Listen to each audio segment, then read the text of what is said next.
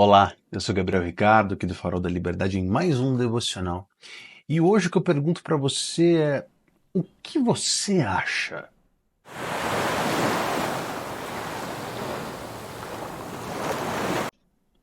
Olá, Gabriel Ricardo, mais uma vez por aqui, em mais um devocional nessa manhã. Hoje leremos o texto de Gênesis 3, do 1 ao 7. Gênesis é o livro mais fácil de achar na Bíblia, tá? Gênesis 3, do 1 ao 7 é o primeiro livro. Gênesis e Apocalipse não dá para errar, tá? Sempre você é obrigado a acertar porque é o primeiro e o último, tá? Então pega a sua Bíblia, leremos aí juntos, tá bom?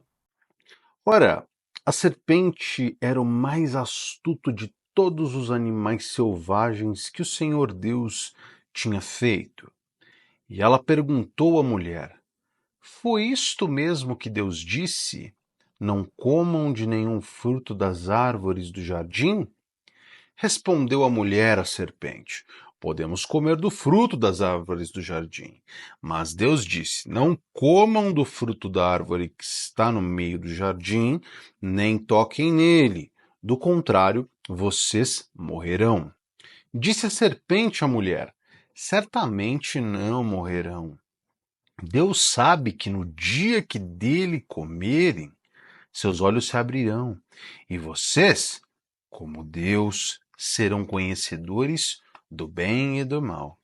Quando a mulher viu que a árvore parecia agradável ao paladar, era atraente aos olhos e, além disso, desejável para ela de se obter discernimento, tomou o fruto, comeu-o e o deu a seu marido, que comeu também.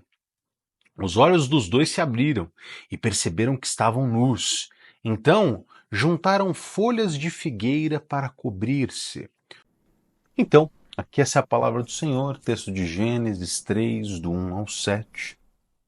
Narrativa aqui da queda do homem. Então, contexto, né? A raça humana, ela havia sido recém-criada pelo próprio Deus. A imagem e semelhança do próprio Deus. E vivia em paz. O homem e a mulher viviam de maneira complementar, pacificados e vivendo em plena harmonia ali do seu casamento, da sua comunhão. Não havia uma discussão entre bem e mal. Qualquer dúvida que os dois tinham era tirada com o próprio Deus no pôr do sol. É dito aqui na narrativa do Gênesis que Deus se encontrava com Adão, com Eva, todos os dias no pôr do sol, né, para conversar, interagir. E, pessoalmente, aqui o texto não entra nesse ponto específico, essa é uma crença minha. Pessoalmente, eu não acredito, né, não consigo acreditar que Deus desejava que o ser humano permanecesse numa espécie de infância mental. De fato, eu acredito que Deus queria que nós desenvolvêssemos nossa maturidade sob os cuidados e critérios dele, ao invés dos nossos próprios. E houve ali, né, quando nós comemos o fruto, por sugestão da serpente, tomamos o direito de acharmos, inventamos o nosso achômetro. E eu acho isso, eu acho aquilo. E a partir de então nós passamos a achar, nós calibramos o nosso achômetro para que, de acordo com as circunstâncias e com os fatos da vida, tivéssemos um repertório para lidar com as coisas. E esse repertório não é baseado em critérios firmes e atemporais que fogem das circunstâncias. Não. A calibração desse achômetro é que, de acordo com as nossas paixões, de acordo com que se aquilo vai nos prejudicar, de acordo com que se alguém vai ver, né, o que está acontecendo, nós lidássemos com a nossa própria existência. E de todas as invenções humanas, o achômetro, o achismo, foi a mais terrível de todas. Achar. Ah, eu acho, eu avalio pelos meus próprios critérios tudo que é mal ou que é bom. Então, Toda guerra, todo assassinato, todo roubo, todo estupro, toda crueldade, toda mentira aconteceu e acontece, acontecerá futuramente por causa do eu acho. Eu acho. Eu acho. Né? Acho que é melhor agir assim ao invés de agir de outro jeito. Eu acho. Ou seja, eu sou a regra das coisas. Eu sou a última medida da realidade. Esse é o nosso pecado original. Rompemos com Deus, rompemos com a sua lei, com seus valores, porque nós achamos que o melhor é o que nós definimos, é o que nós achamos.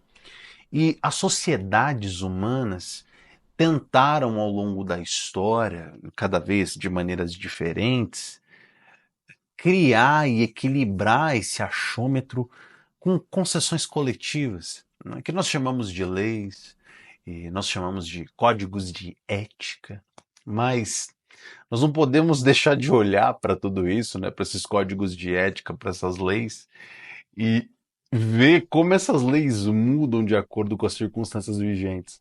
Ou seja, chega alguém no poder, alguém devidamente poderoso, alguém que rompe com tudo, ou que toma tudo através de uma ditadura, de um regime autocrático, seja um rei, seja um presidente, um chanceler ou um ditador qualquer, ele vai lá e varre todos aqueles princípios. As leis passam a funcionar de acordo com o grupo que detém o poder em mãos, e não só o poder em mãos, mas de fato a capacidade de alterar todas as leis. E isso acontece o tempo todo na história. Então, o ser humano não é a medida sequer dele mesmo. Ele é a medida, na verdade, das forças de poder que estão vigentes naquela sociedade.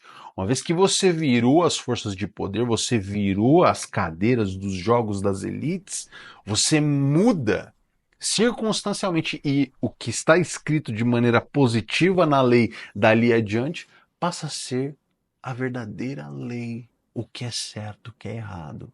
O achômetro de um grupo com fuzis, ao invés de um outro grupo já subjugado. Né?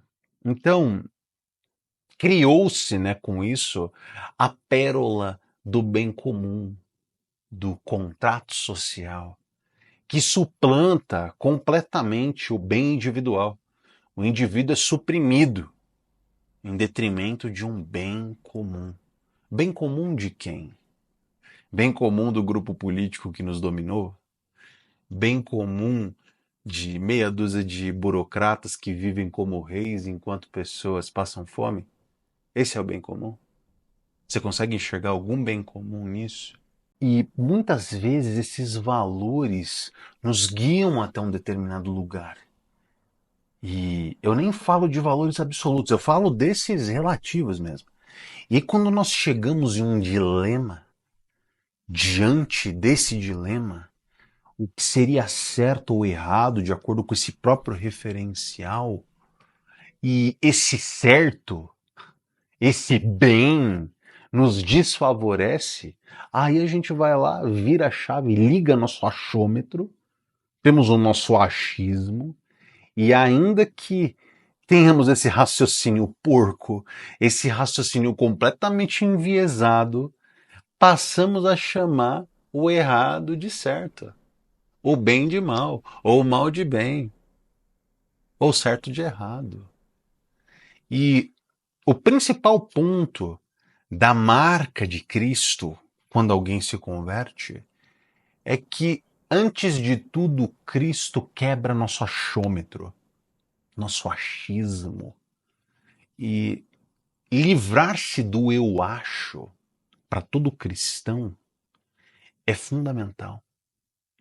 Ter um referencial objetivo externo de ti com a verdade máxima do caminho, verdade e vida, com uma luz clara do que é certo e errado, sem margem para nenhum tipo de mudança circunstancial, sem margem para nenhum tipo de convenção social ou qualquer sorte de modismo.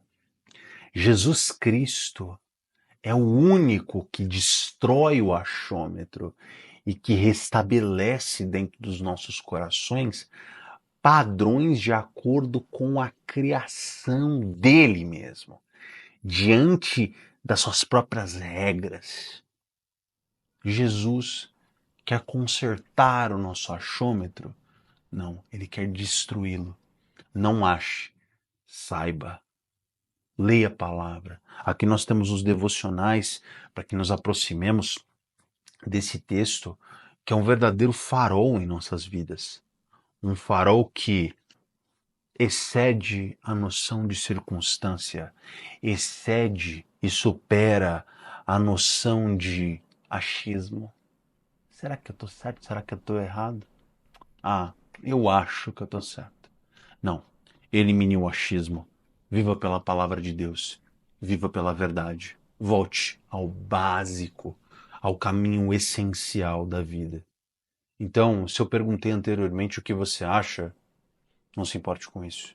Diga, eu não acho nada.